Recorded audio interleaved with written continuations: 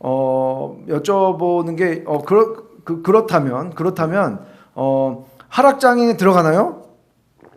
하락장에 들어가야죠. 예. 아니, 하락장. 들어가나요? 지금 이제 조정세가 왔는데 예. 이 조정장에서 하락장으로 지금 들어가는 거냐? 아, 떨어질 거냐? 더 예. 떨어질 거냐? 이제 베어마켓으로 들어가느냐라는 예. 거를 전아람님께서 전아람님, 예. 죄송합니다. 제가 그것까지 알았으면 신이게요. 전 모르겠어요.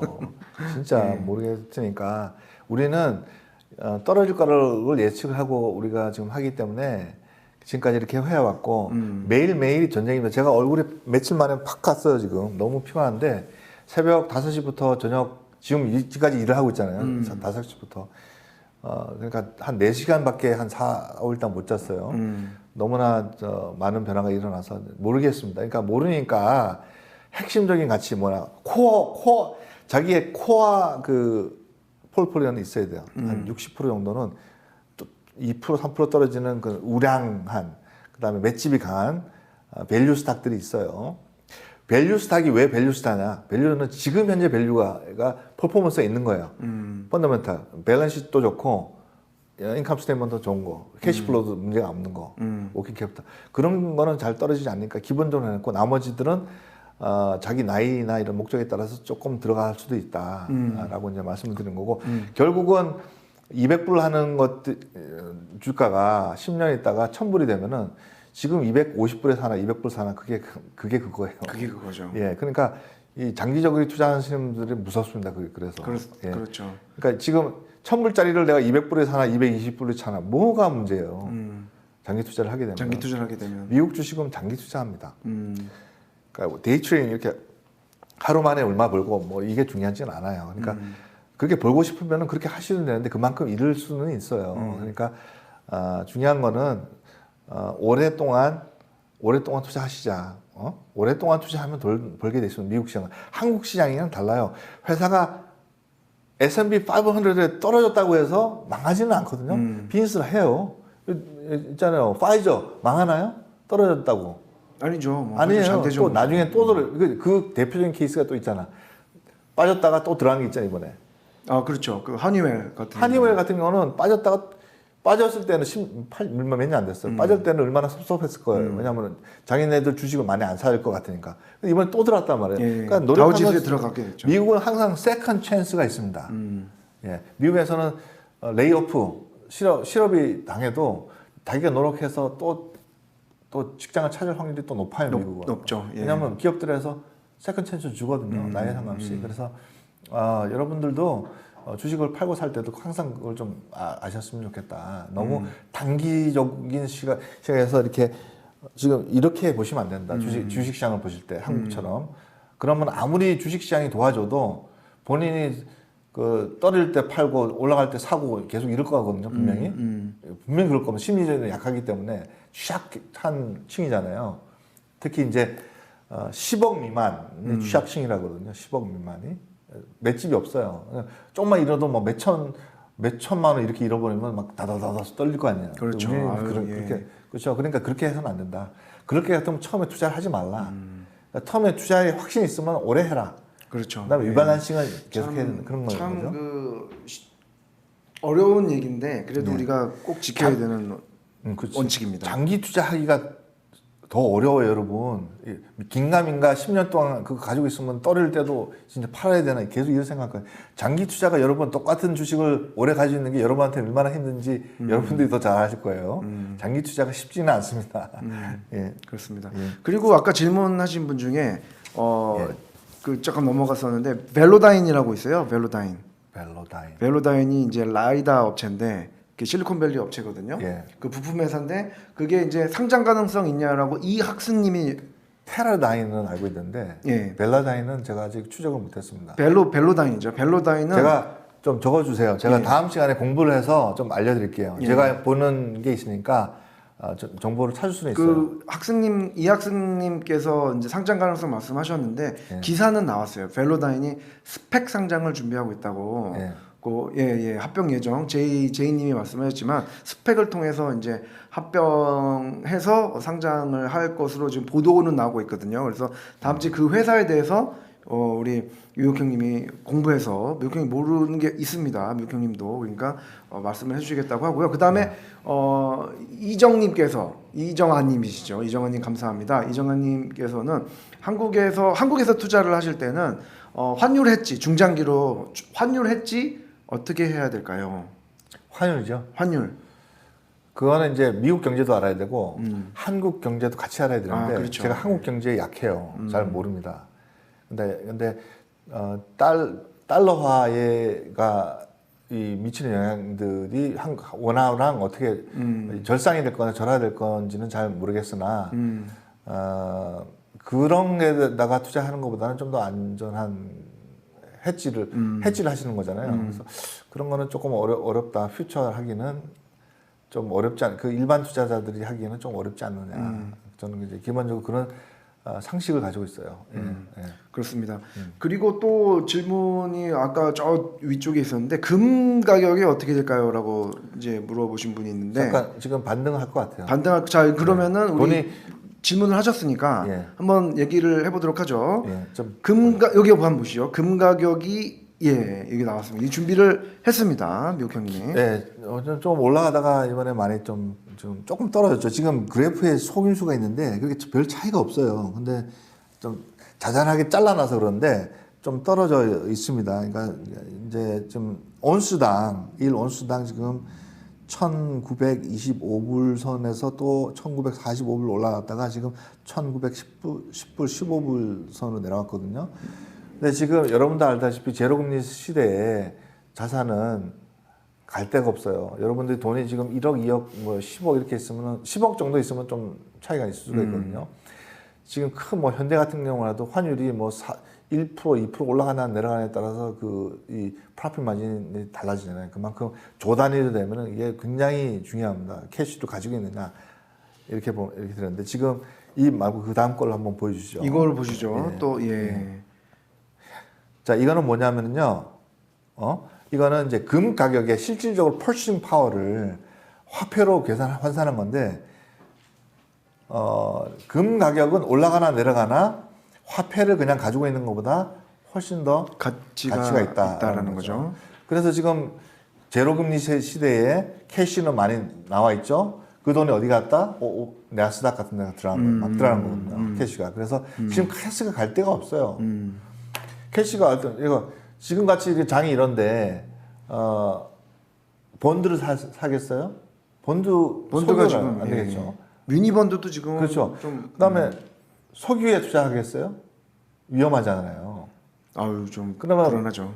엑스트라 인컴을 벌 때 가지고 있으면 또 인플레이션이 생기니까 더 힘든 거거든요. 이제 연준에서 인플레이션을 올리겠다 그랬잖아요. 2%대로. 근데 그러면은 그렇게 해서 내가 말씀드렸듯이 3%에 처음 출면할 때 분명히 이자율을 올리지 못할 것이다라고 얘기했잖아요. 근데 그다음 이틀 있다가 연준에서 발표를 했어요. 이자율을 2, 3년 동안 안 올리겠다. 제 말이 맞았던 거죠. 그거밖에 없으니까 제가 봐도. 그렇게 되면 돈이 지금 캐시가 어디로 가겠냐고. 캐시가 지금 주식시장으로 들어오는 거예요. 이쪽 시간으로. 그러니까 반등을 빨리 하잖아요. 지금 3년. 그렇죠. 그런 이유가 제일 큽니다. 돈이 막 들어가니까 들어갈 데가 없어요. 지금 다른 데는. 그 다음에 들어갈 데가 어디냐? 알터너티브로 금에 들어가는 거죠. 그러니까 금을 사놓으시면 손해를 달러 소유보다 원화 소유보다 이익은 됩니다. 근데 포트폴리오를 가지고 있는 게 좋습니다. 그렇죠. 금은 포트폴리오에 이제 가지고 있는 게 좋다라고 말씀을 하시는 거고요. 저 지난주에도 제가 폭락시 대비사항 네 가지. 거기에도 있습니다. 거기도 그렇죠. 있어요. 지난주 우리가 이걸 마치 예상한 듯이 폭락시 대비할 4가지 이거를 말씀을 드렸거든요. 폭락 오기 일주일 전에 폭락시라는 거를 제가 방송을 찍었다니까요. 그러니까 여러분은 그거 참고하시기 보시죠. 제 말씀을 그때 폭락시 내지치는 방법 4가지 딱 했거든요. 그 다음날 바로 폭락이 왔잖아요. 근데 그때 그 상황을 보고 한번 시나리오를 만들어 봤어요. 제가 지금 어떤 상황에서 말씀드리냐 지금 컨텍스트를 이해하실 겁니다. 그렇습니다. 그리고 또 우리 서다니엘님, 은교님이신데요. 오늘 미국 형님 오늘도 많이 배우고 갑니다. 다행입니다. 제가 가르치는 입장은 아니지만 여러분들도 뭐 주식 시장이나 미국 시장에 대해서는 제가 훨씬 더 많이 알고 경험 많지만 또 다른 나름대로 열심히 살았던 부분에 자기 분야에 또 전문적이잖아요. 그러니까 여기서 좀 많이 배우셔서 다른 데 가셔도 주위에 좀 더 밀크 방송을 많이 구독을 좀 해주세요. 저는 몰랐는데 저는 관심이 없거든요. 뭐 구독자 수 근데 이 운영하는 이 손 대표나 이 PD들 이런 사람들이 좀 커야 될 것 같아요. 그래서 여러분들 많이 좀 시청해 주시고 도움을 많이 주시기 바랍니다. 그러면 저도 좀 준비 도움이 좀 실제로 많이 되는 것 많이 같아요. 부탁드립니다. 이번에 깨달았어요. 이번에 한국 방송이나 뭐 MBC에 나가 보니까 한국에 지금보다는 훨씬 더 미국의 주식을 투자하는 이상 지금 가지고 있는 정보로 이렇게까지는 안 된다. 훨씬 더 많은 정보가 맞습니다. 가야지 좀 판단하기가 훨씬 더 용이하지 않을까 그렇게 생각이 들어요. 그렇습니다. 네. 우리 다니엘님께서 많이 배우고 간다고 질문은 이겁니다. 스펙 밸류에이션 그 회사들 있지 않습니까? 그 밸류에이션이 개별 기업과는 다른가요? 라고 물어주셨는데 스펙 밸류에이션, 그러니까 스펙 회사의 밸류에이션하고 그냥 일반 IPO 밸류에이션이랑 다르냐? 그러니까 역시 그 밸류에이션은 그 회사가 가지고 있는 성장 가능성과 확장성이거든요. 예. 그래서 그 확장성을 보고 지금의 만약에 매출이 있는 회사 같으면은 제가 말씀드릴게요. 지난 3년간 그 매출을 가지고 앞으로 매출 시장 점유율을 따져서 미래 가치, future value를 현재화 가치를 만듭니다. present value로 만듭니다. 그런 과정이 discounted cash 디스카운티드 캐시 flow. 예. DCF analysis라고 하는 게 있어요. 저희가 전문적으로 DCF 애널리시스요? DCF analysis인데 굉장히 전문적인 거라 말씀드릴 수는 없지만 DCF analysis를 많이 합니다. 그때 그래서 미래의 성장성과 시장성과 확장성을 현재화 가치로 따져서 밸류에이션에 참고를 합니다. 그게 그죠? 그렇죠. 예, 그렇기 때문에 무엇보다도 지난 3년간 어떤 실적이 있느냐가 그래서 중요합니다. 나스닥 가는 거는. 그래서 스펙보다는 그 밸류에이션을 칠 때 좀 더 정확하고 안정적인 일반 장장, 일반 전통적인 IPO가 훨씬 더 여러분들이 투자하기는 좀 더 안전하다고 말씀드릴 수가 있죠. 예, 스펙보다는. 그렇습니다. 이제 저도 같은 의견이고요. 많은 언론에서 그렇게 얘기를 하고 있으니까 참고 제가 감기에 기침이 잠깐 나려는데 참고하셨으면 좋겠고요. 그리고 자주 들어오시는 우리 구독자 분이신데 네. 이분은 지난번 우리 특집에서도 질문을 하셨어요. 영지혜님이신 것 같은데 예. 시청해 주셔서 너무 감사드리고요. 항상 예. 시청해 주셔서 감사드리고 예. 이제 조정이 끝나는 건가요? 조정이 더 큰 게 오나요? 그래서 이게 왜 물어보냐면 내가 매도는 안 하지만 더 떨어질까봐 겁이 나가지고 이게 매수도 못하겠다. 이게 일반 개미분들의 심리거든요. 어떻게 생각하십니까? 그 참 어려운 질문이에요. 저한테 진짜 어려운 질문. 이거를 어떻게 말씀드려야 되는지 무섭죠. 사서 떨어지면 어떡하나. 그게 이제 그 시점이 굉장히 짧은 거예요. 근데 저희는 뭐라고 그랬었죠? 어저께 많이 들어왔습니다. 예, 어제 많이 들어왔다는 꿀팁이. 예, 어제 많이 들어왔습니다. 예. 그리고 이제 제가 이 얘기를 여기서 안 하고 좀 이따가 또 자료 준비한 데서 좀 철학적인 얘기를 할게요. 예, 그렇습니다. 저분한테 아마 간접적으로 갈 것 같아요. 예. 저희 왜냐면 우리 그 영지혜님께서 영지혜님? 예, JHE. JH. 예. 그 일반적인 평범한 투자자들의 그냥 평범한 생각이거든요. 그래서 그거를 질문을 한 건데 그래도 미국 형님께서 또 잘 현명하게 대답을 해주신 것 같아요. 자기가 가지고 있는 폴폴리오나 주식이 특히 개미일수록 잘 모를수록, 그러니까 주린일수록 자산 규모가 많거나 기관에서 하는 거를 흉내내면 안 된다. 오히려 훨씬 더 보수를 하고 가야 된다. 재미없게 가라. 재미없게 가라. 재미없게 가라. 예, 그렇습니다. 등락폭이 적은 거를 결정해라. 등락폭이 적은 거는 동반 하락을 하기 때문에 펀더멘털에 상관이 없어요. 그러니까 테슬라가 푹 떨어진다고 다른 게 동반 하락 딱 되잖아요. 그건 이제 심리적인 거라 3% 4% 마이크로소프트 막 떨어지잖아요. 마이크로소프트 뭐 애플 뭐 이런 거. 그때 사는 거예요. 예. 이거는 펀더멘털하고 전혀 상관이 없잖아요. 참 좀 예. 좋은 말씀이신 것 같아요. 이게 왜냐하면은 그런 게 좀 있거든요. 그러니까 개인 심리가 이제 테슬라 같이 뭐 니콜라 같이 성장이 쭉쭉 되는 회사 있잖아요. 이런 데 가면은 그런 데서 재미를 아까 이제 재미없게 하라 그러셨는데 그런 데서 재미를 보면은 또 그런 회사만 또 찾아요. 20, 30%, 100% 오르는 회사들만 찾고. 그러니까 그래서 망하지 않습니까? 그러니까 이게 망합니다. 어려운 테슬라 같은 주식을 계속 앞으로 사게 되면은 제2, 망하는 제3의 거죠. 테슬라 찾게 예, 되거든요. 망할 수밖에 없어요. 그러니까 그 업보라는 거죠. 업보라는 거거든요. 그러니까 갬블링 원하는 사람은 10번 따다가 한 번 망하면 다 망하는 거죠. 예. 그렇게 될 것 같거든요, 항상. 그렇지 않아요. 세상 그렇게 돈 벌기 쉽지가 않아요, 여러분. 주식 투자라는 것도 여러분들 뭐 내가 버는 것보다 조금 도움을 받는다 이렇게 생각해야지. 내가 버는 거는 뭐 1억인데 20억, 30억을 주식시장에서 원한다. 그거 심리 자체가 잘못된 거 아닌가요? 제가 항상 하는 얘기입니다. 주식 회사를 하는데 여러분들 연봉 협상할 때 올해 내가 5천만 원인데 내년 내가 8천만 원 받고 싶다. 한번 받아보세요. 보스한테 가가지고 연봉 5천인데 연봉 지금 내가 5천 받고 있는데 내년에 1억 받고 싶습니다. 해주세요. 한번 얘기해 보세요. 지금 주식 그 회사한테 그렇게 얘기하는 거거든요. 그거 그렇게 될 수가 없어요.